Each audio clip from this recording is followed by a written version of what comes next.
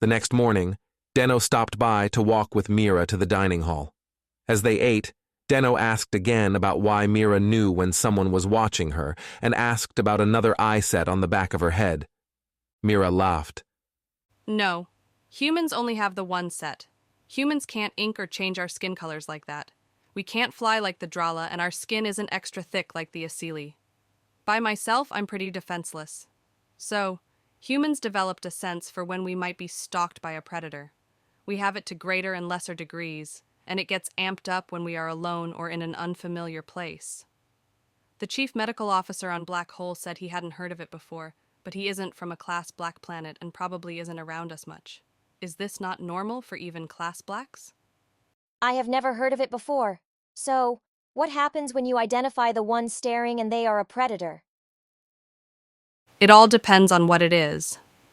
For some, you have to watch and make yourself look bigger. Some you have to play dead and hope they don't hurt you too bad when they look you over.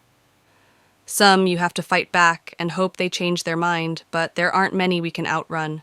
Most of the time it's pay attention and move away slowly so you don't make it think you are prey, so they chase. Your world sounds frightening. What about your waters? It can be, and it can also be very peaceful and beautiful. Our waters are about the same. There are a lot of things in the water that would see us as predators, and so would flee. There are monstrously huge creatures that are relatively harmless, and there are creatures that would try to harm you. Mira replied. They ate for a while, and then Mira asked, Is there anywhere on the ship for exercise? I'm not used to being so inactive. Sure. We have a large pool for the Flexusri and a dry place for the Drala and Asili.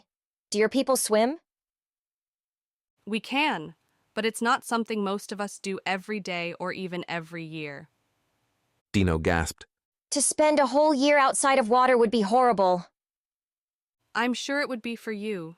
Mira replied. We can go to the dry grounds after we finish eating. Thank you. As they entered the workout area, which only had Drala in it, everyone stopped and stared as Mira and Deno entered. I don't think I'm going to get used to that. Mira muttered to Deno. Yes, it does come across as hostile, doesn't it? As if Deno's words made the Drala realize they were staring, they quickly went back to what they were doing. This room was very tall, so some were even flying. As Mira looked up, she realized the Drala may also be where dragon shapes came from. The shape was similar, and seen in the sky with nothing to compare their size to, they might seem much larger than they are. Deno showed her how to use the various apparatuses and machines. There were still a lot of stares and what looked like sneers from the Drala. Mira finally whispered to Deno, What's with them? Why are they so angry? And why does it feel like it's directed at me? Drala actually have very good hearing, so before Deno could answer, the nearest Drala did. Weakling! He spat. Why would the Federation leave such a weakling in our charge? Mira's evenings had not been idle. She had been studying up on the races of her shipmates as well as the Imperia. The reason such a large being could fly was because its bone structure was hollow like a bird's. She also knew that the Drala prided themselves as a warrior race, so strength and fighting prowess are what moved them up the ranks. The claws on both hands and feet, as well as their sharp teeth, made them deadly.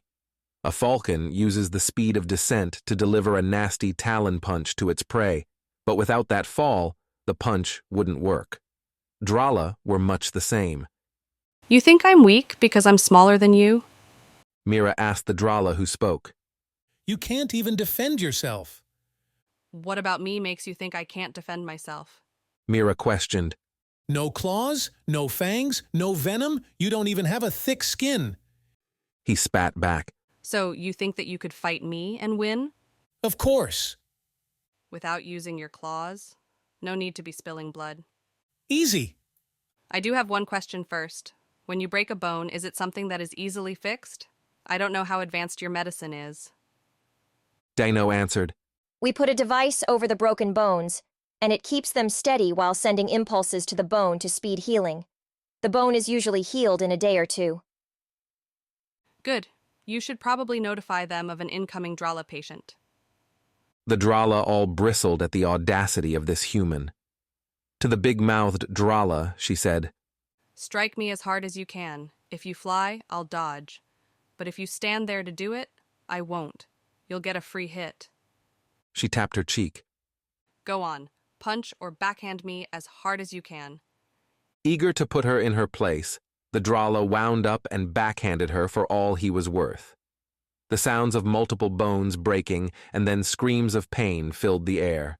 The Drala was clutching his arm, and Mira had a small red mark on her cheek from the slap.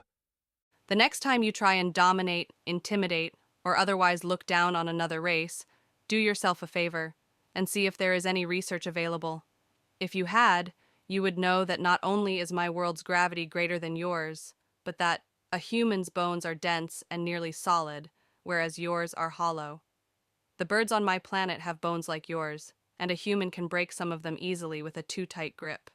Be glad that your injury is from you hitting me, and not from me hitting you. Mira sighed. Do you need help getting to medbay? Another Drala spoke up. No Chief Machinist Mate Mira. We will help take him. There was a new respect in how they all looked at her. Great. I've met the Galaxy Klingons. Mira went back to her workout. A short time later, she received a message on her portable that the 3 leaders of the ship would meet with her tomorrow morning. Hey everyone, hope you loved the video. Don't forget to give it a thumbs up and hit subscribe for more awesome sci-fi content. And if you're feeling generous, check out our Ko-Fi page to support the channel. Every bit helps us bring you more stories from the stars. Thanks a bunch.